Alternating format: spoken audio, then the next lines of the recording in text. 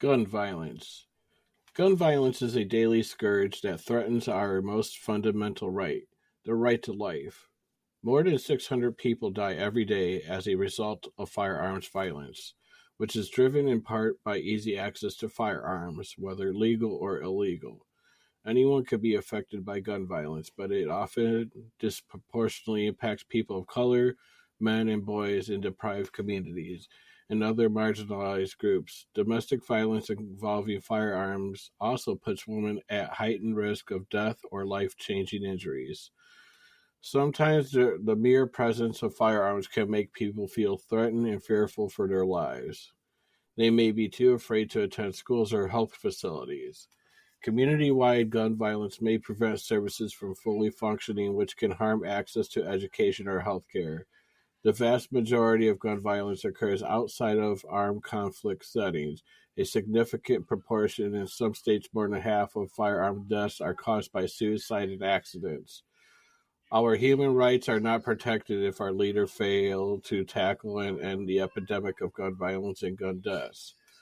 What is gun violence? Gun violence is violence committed with firearms, such as handguns, shotguns, or semi automatic rifles. More than 600 people are estimated to die every day from gun violence, with two-thirds of gun-related deaths, including suicides, occurring in just 6 countries in descending order: Brazil, the USA, Venezuela, Mexico, India, and Colombia. Up to 71% of all homicides globally involve gun violence.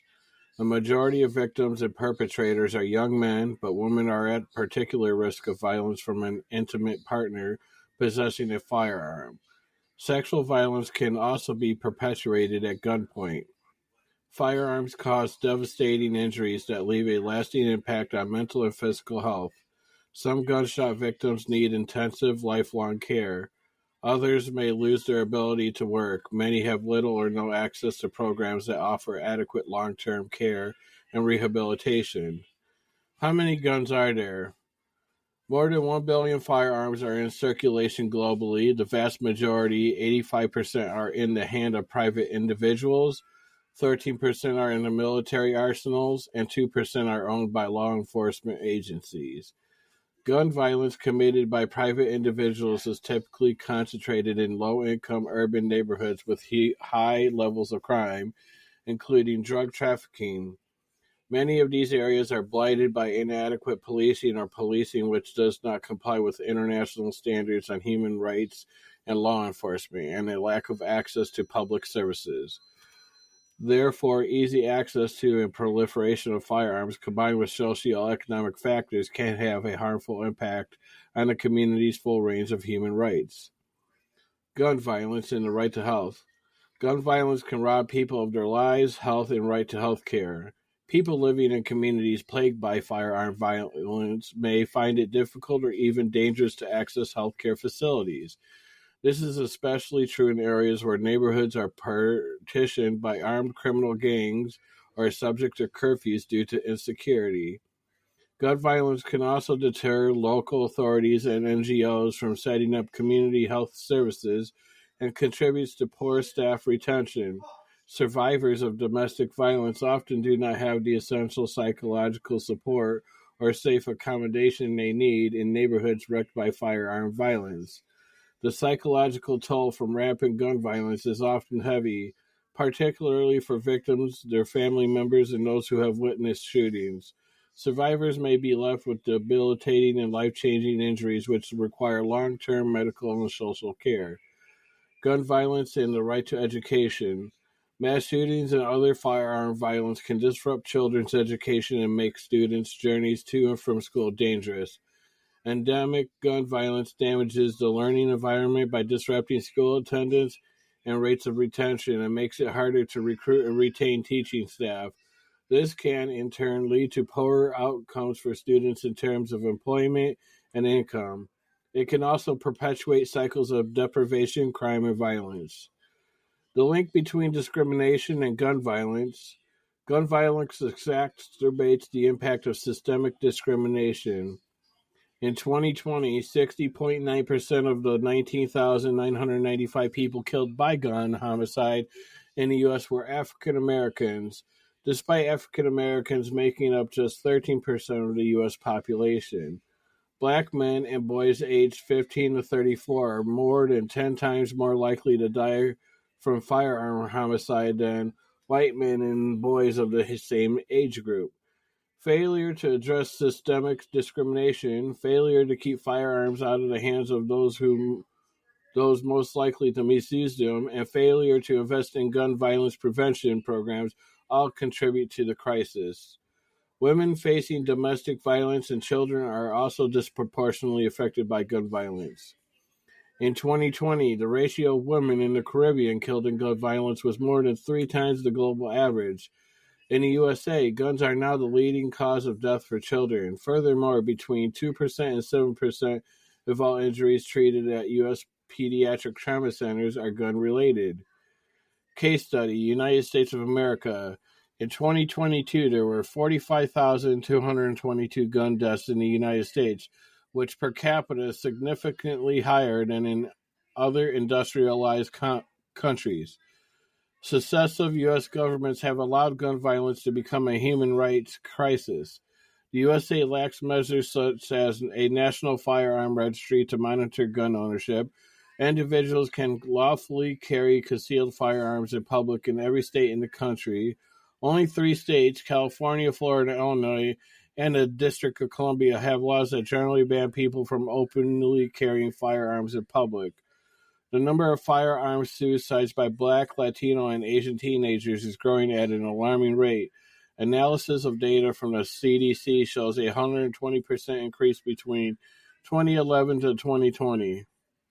Mass shootings in the U.S. The U.S. has also witnessed a horrifying rise in mass shootings, which are typically defined as shootings where 4 or more victims are killed or injured. In 2022, there were 46 school shootings, more than in any year since 1999, inflicting untold harm on children who witnessed the gun violence or are left cowering in classrooms trying to hide from it. In 2021, there were 683 mass shootings in the U.S., a record high.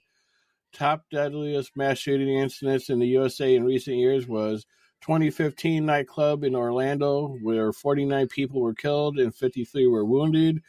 2017 that was the concert in Las Vegas, where 60 people were killed, 411 wounded.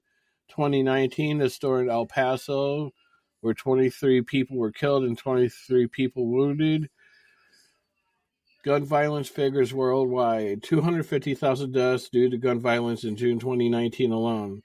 71% of all global homicides involve guns. 66% of global gun-related deaths occur in just 6 countries. 30 people are murdered by a gunshot every day in South Africa, and 90% of homicides in Jamaica involve firearms. How can governments stop gun violence? Effectively implemented gun regulation and evidence-based violence prevention projects can stop the carnage. As a first step, states should recognize firearm violence as a threat to people's human rights. In particular, their rights to life, to physical integrity and security of person, and to health. Gun regulation and gun licenses. States can set up some basic systems to regulate how private individuals can own and use firearms and ammunition to prevent them from using firearms to abuse human rights. International standards recommend prohibiting any possession of firearms without a license, that states should register all firearms, and that unlicensed possession should be treated as a criminal offense. A firearms license should be subject to certain criteria. For example, the applicant should undergo a comprehensive background check to identify any risks, such as a criminal record, which is especially for violent behavior in the home or community, history of gender-based, sexual, or domestic violence, history of problematic use of drugs and alcohol, emotional issues, mental health conditions, and any other circumstances which heighten the risks of the harm to self or others using firearms. Gun licenses should be time-limited, and training on how to use the weapon should be mandatory. The number and type of weapons that an individual can possess should also be strictly limited in line with the principles of necessity and credible justification. Some firearms and ammunition represent an unacceptable level of risk to public safety and should be banned for public use. These should include, at a minimum, fully automatic firearms, semi-automatic assault rifles, semi-automatic shotguns, and semi-automatic submachine guns. Does gun reform work? Yes, gun reform works. Almost all countries regulate gun acquisition, possession, and use in some form. Most do this by licensing users and registering firearms. Gun reform works in parts of the world where there are strict controls on access to firearms and well-enforced firearm regulations. This is the case for much of Western Europe, Australia, New Zealand, and parts of Asia. For example, in Japan, South Korea, and Singapore, the rate of firearm violence is extremely low. Case study, Australia. Following the 1996 Port Arthur massacre in Tasmania, in which 35 people were killed and many more injured by a lone gunman, Australia moved to enact sweeping gun reforms. The National Firearms Agreement, drafted within weeks of the tragedy, restricted legal ownership of firearms. In Australia, banned pump-action automatic and semi-automatic firearms and established a firearm registry. It also required a new permit for all new purchases of firearms, among other measures. In addition, the government initiated a major buyback of guns that had been declared illegal under the new legislation. Since then, murders and suicides by gun have plummeted between 1996 and 2019. Firearm deaths more than halved. In 2021, the University of Sydney found that private individuals own more than 3.5 million registered firearms. However, the proportion of licensed firearm owners has almost halved between 1997 and 2020. What does Amnesty do about gun violence? Amnesty International is campaigning to strengthen regulations on firearm sales, transfer, use, and possession. We support the creation of evidence-based violence reduction programs in communities with persistently high levels of firearm violence. You can stand up and remind our leaders of their obligation to keep us safe. You can play a crucial role in campaigning and protesting against gun violence and making it clear to governments that they must tackle this thorough, strict gun controls on guns and effective interventions in communities suffering high levels of gun violence. You have the power to tell the governments that by using gun laws, we could all live safely and without fear, which is our right.